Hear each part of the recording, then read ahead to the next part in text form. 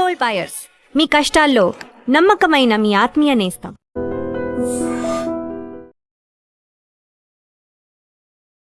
గురుగారు, ఇది పూర్తి పాజిటివ్ సెన్స్ లో మాట్లాడుకున్నాం కదా. అంటే పాజిటివ్ పవర్, పాజిటివ్ ఎనర్జీ, అమ్మవారి శక్తి అంటే అమ్మ శక్తి అంటే ఆదిపరాశక్తి కాబట్టి. ఇటువైపు నెగిటివ్ వైపు అంటే దయ్యాలు అది కూడా వచ్చింది మీదికి, లేకపోతే సంథింగ్ ఏదో పూర్వ ఆత్మ వచ్చింది లేదా ఏదో అంటూ ఉంటారు కదా గురుగారు. మన దత్తాత్రేయ స్వామి టెంపుల్ లో చూస్తే అయితే నిజంగా చాలా చాలా భయం వేస్తా ఉంటది. పాపం వాళ్ళు ఆ ఆరతి టైంకి వాళ్ళు అసలు కంట్రోల్లోనే ఉండరు, పైకి ఎక్కడికో ఎక్కేస్తుంటారు, ఏదేదో చేసేస్తుంటారు. అదంతా నిజమేనా, లేకపోతే అదేంటి వాళ్ళకి మెంటల్ డిసార్డరా, లేకపోతే నిజంగానే అట్లా ఆత్మలు ఆవహిస్తాయా? ఇవి 3 రకాల అర్థాలుగా చెప్పొచ్చమ్మా.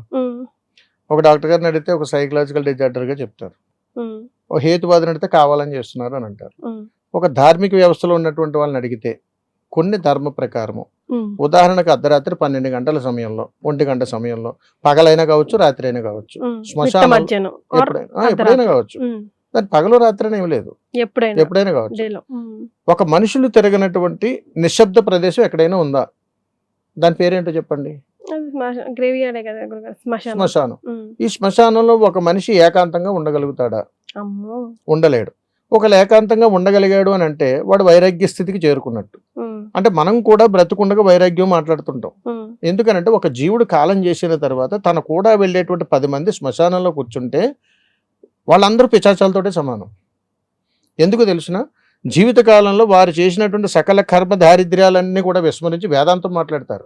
అంటే దెయ్యాలు వేదాంతం మాట్లాడుతుంటాయని చెబుతుంటారు, వల్లించే అంటారు. ఇది అక్కడి నుంచి వచ్చిందే, వేరేగేం లేదు. మరి శ్మశానంలో ఎవరుంటారా? కాలం చేసిన వాళ్ళు ఉంటారు. మరి మీరందరూ ఎందుకు వెళ్ళారా? వాడిని సాగనప్పటికి వెళ్ళారు. వాడేమయ్యాడు? దయ్యం అయ్యాడు. మరి మీరందరూ ఏమయ్యారు? ఒక దెయ్యాన్ని సాగనంపే వాళ్ళు మనుషులుగా దెయ్యాలే అవుతారు.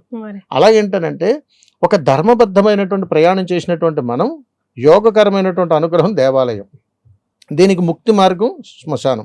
ఈ మధ్యలో ఉంది చూసారా, ఈ మధ్యలో జరుగుతుంది దుర్మార్గపు ప్రపంచం అని ఒకటి ఉంది మనలో. అది మనిషిని 2 రకాలుగా ఆడిస్తుంటుంది. అందుకని ఒక జీవుడు కాలం చేసే ముందు ఖచ్చితంగా భగవంతుని దర్శనం చేసుకుంటాడమ్మా, ఖచ్చితంగా. ఎందుకనంటే భగవంతుడి అనుగ్రహం లేనిదే ఏ జీవుడికి జననం లేదనేటువంటిది శాసనం.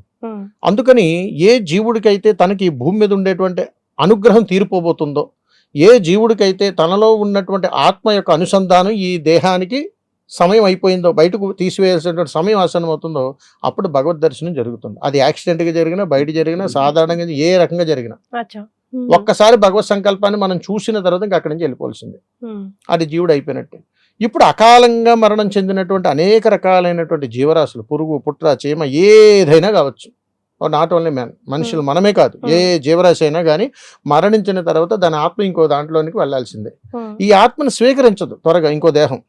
ఎందుకనంటే వీడు బ్రతుకున్నప్పుడు చేసినటువంటి స్వకర్మలు, రాతకర్మలు కాదు, స్వకర్మలు, వీడి స్వహస్త్రాలతో చేసినటువంటివి, వీడి బుద్ధితో చేసినటువంటి, కుశలతో చేసినటువంటి కొన్ని కర్మలు, ఇవి వీడిని సన్మార్గ మార్గంలో తీసుకుని వెళ్ళలేవు. కాబట్టి ఎందులోకి పోవాలో అర్థం కానటువంటి ప్రయాణాలన్నీ కూడా ఆత్మలుగా మారుతాయి. ఇవి ఎవరికి కనపడతాయి తెలుసునా మీకు? సకల జీవరాశులన్నింటికి కనపడతాయి, ప్రతి జీవరాశికి కనపడుతుంది. ముఖ్యంగా కనపడేది ఎవరికంటే గోమాతకి, ఇంకెవరికి కనపడవు. తర్వాత మిగిలిన జీవరాశుల్లో కుక్క, పిల్లి, అన్ని జీవరాశులకి కూడా దర్శనం అవుతుంటాయి. అందుకని ఇవి మనుషులకు అవుతుంటాయి.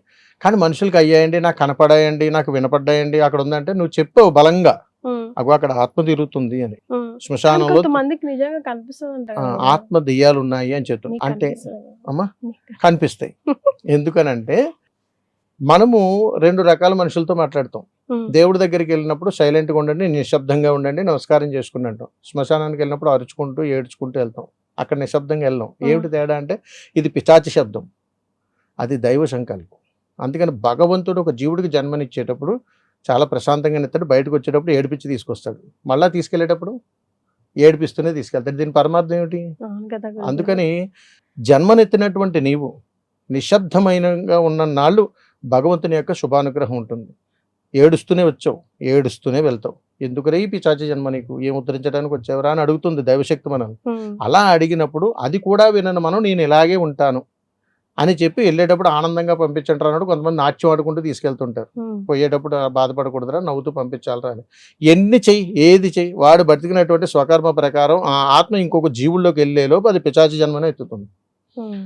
ఎలా ఎత్తుతుంది? 100 రకాలుగా ఎత్తుతుంది. ఒకటి, ఆ కుటుంబ సారాంశంలో వాడి మీద చూపించేటువంటి ప్రీతి ఒకటి. కాలం చేసిన దగ్గర నుంచి 16 రోజుల పండుగలో వీడు వైతరిని దాటి రావాలి. వీడు వెళ్ళి తిరిగి వచ్చేలోపు వీళ్ళ కుటుంబాల్లో వీడి కోసం మాట్లాడుకునేటువంటి భాషను బట్టి కూడా మారిపోతాడు. వెళ్ళేవాడు వెనక్కి వచ్చి ఆగుతాడు. అందుకని ఆ దీపం దగ్గరకు వచ్చి కూర్చుంటాడు 16 రోజులు. ఇలాగ గరుడ పురాణంలో చాలా విధి విధానాలు ఉన్నాయి. అందుకని మనిషి ఆత్మగా మారిన తర్వాత ఈ ఆత్మలు కొన్ని రకాలైనటువంటి సాధనలు చేసినప్పుడు, కొంత మంత్రశక్తి చేసినప్పుడు, ఒక అనుష్ఠానాల శక్తిలో ఉన్నప్పుడు వీరికి ఖచ్చితంగా వినపడతాయి. ఇప్పుడు మేమే ఉన్నాం, మాకు కూడా అనేక సందర్భాల్లో వినపడుతూ ఉంటాయి. ఇది ఏదో అనుకోవటానికి లేదు. ఎందుకంటే ఇది గాలిని ఆయుధంగా తీసుకుని కొన్ని శబ్దాలు వినపడేలా చేస్తాయి. అలా ఒక్కొక్క దాంట్లో ఒక్కొక్క ప్రయాణాలు ఉంటాయి తల్లి. ఏది మనం కొట్టిపడేయటానికి లేదు. మరి నిజంగా అలాంటి బాధలతో బాధపడ్డ వాళ్ళకి మనం ఏదైనా మార్గం సూచించగలం. కుటుంబాల్లో చిన్న చిన్న పిల్లలను కూడా చూస్తుంటాం. ఇప్పటికీ కూడా మన గ్రామాల్లో, పల్లెటూరులో 6 తర్వాత 7 తర్వాత పిల్లల్ని బయటికి తిప్పరు, ఏడుస్తారు అంటారు. ఏడ్చిన తర్వాత ఇప్పటికీ మీకు చెబుతున్నాను చూడండి, ఏ పల్లెటూరు అని వెళ్ళండి, సాయంత్రం 6, 7 అయిన తర్వాత అప్పుడే పుట్టినటువంటి బిడ్డలు ఖచ్చితంగా దిష్టి తీస్తారా? తీస్తారు. ఏ చేత్తో తీస్తారు? Left hand. కుడి చేత్తో ఎందుకు తీరు? ఇది రాక్షసులకి అభయహస్తం. ఈ చేయి చూపిస్తే ఉగ్రభూతాల దగ్గరికి రావు, ఈ చేయి చూపిస్తే వీడిని ఏదో చేయొచ్చు అని వస్తాయి. ఎందుకంటే ఇది శరణం, ఇది దండన, ఏది ఉగ్రభూతాలకి. అందుకని చాలా చోట్ల దిష్టి తీసిన తర్వాత వీటికి తూతు అని తుప్పర్లేస్తారు, ఈ ఉమ్ములో కొట్టుకుపోతాయి. అందుకని దీన్ని తీసుకెళ్లి ఊరు బయట కానీ, గుమ్మం బయట కానీ, మన ఇంటి రోడ్డు బయట కానీ నేలకేసి కొడతారు. అలా కొట్టడంలో ఏంటంటే ఆ శబ్దం వచ్చి అది ఉన్న నాళ్ళు అక్కడికి ఎవరు రాకూడదు అనేటువంటి ఒక ధర్మం ఉంది. అంటే అక్కడికి ఉగ్రభూతాలు రావు, ప్రేతాత్మలు రావు, ఆత్మలు రావు. కాబట్టి ఇక్కడ ఆ ఇంట్లో చెడుపు గాళ్ళు అనేటువంటి తగలవు అని చెప్పి చిన్న పిల్లల్ని ఎందుకు ఆవహిస్తాయి అనేటువంటి ప్రశ్న వేసుకోవాలి అప్పుడు. ఎందుకనంటే వాళ్ళకి ఏం తెలియదు. పిల్లలు ఏడుస్తూ ఉంటారు, పిశాచాలు ఏడుస్తుంటాయి, నాకు సంబంధించింది ఏదో ఏడుస్తుంది, నాకు దారి దొరికిందని పరిగెత్తుకొస్తాయి. అందుకని ఇవి ఎప్పుడు వస్తాయరా అని అడిగితే గోధూళి వేళ, సాయంకాలం పూట, అంటే సూర్యాస్తమయ సమయంలో లోపలికి ఊరంతా తిరిగి మనం ఇళ్లలోకి వచ్చేటప్పుడు కాలు కడుక్కుని రావాలి.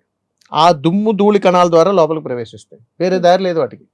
అందుకని మన కుటుంబంలో ఎవరైనా కాలం చేసినప్పుడు కూడా వీళ్ళు అలాగానే మారినప్పుడు మన గుమ్మం దగ్గర 7 ఏళ్ళు ఉంటారు, ఎక్కడికి వెళ్ళరు.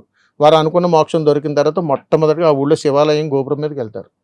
అక్కడి నుంచి మోక్షం ప్రారంభం అవుతుంది వాళ్ళకి. ఇదంతా జరిగేటప్పటికి మళ్ళీ పునర్జన్మ సమయం వచ్చేస్తుంది, ఆయువు కూడా తీరిపోతుంది. దయ్యం పట్టింది అన్న వాళ్ళకి ఏదైనా రెమెడీ సూచించగలమా గురుగారు? అంటే పలానా ఆలయానికి వెళ్ళండి, లేదంటే పలానా ఇవి ఏ ఆలయాలకు అవసరం లేదు.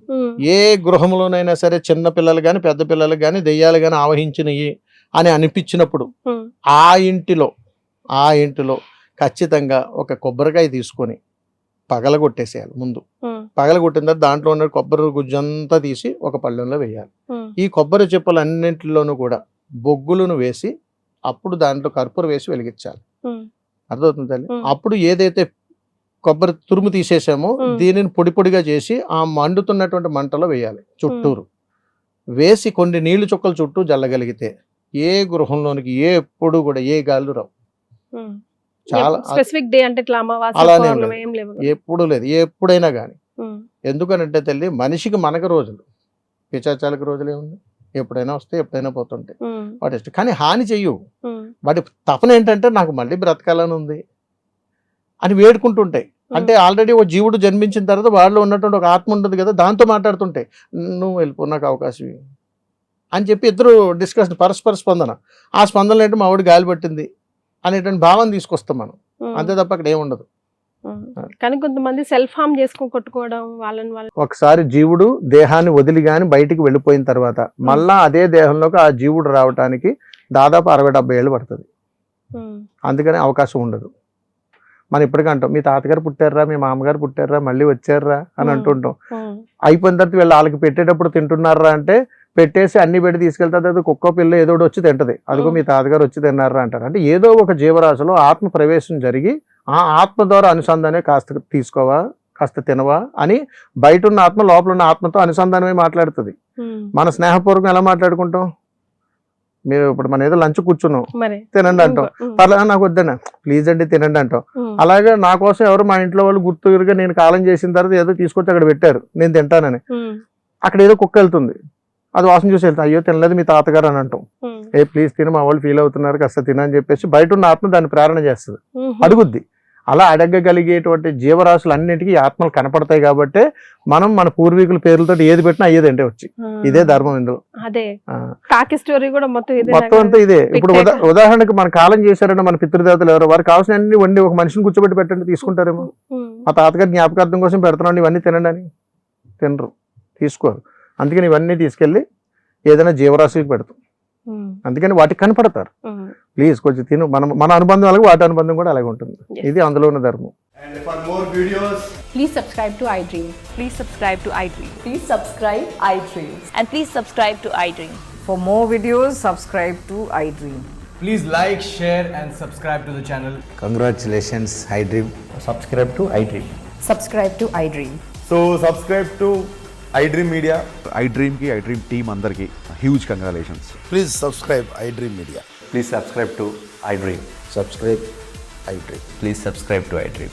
iDream అంటే నా కళల ఛానల్ సబ్స్క్రైబ్ చేసుకున్నారు, నోరు తిరుగుతలేదు, మీరైతే గంట గుర్తు కొట్టండి. For more such videos, please subscribe to iDream.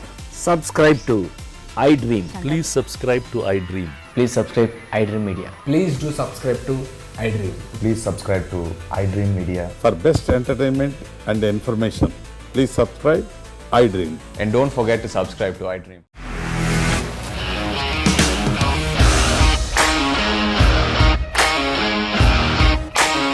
ఇండస్ట్రీలో కమిట్మెంట్ ఇష్యూస్ వస్తే నీకు కూడా వచ్చినట్టు మార్నింగ్ తీసుకెళ్ళాలంటే కొద్ది పడేస్తారు.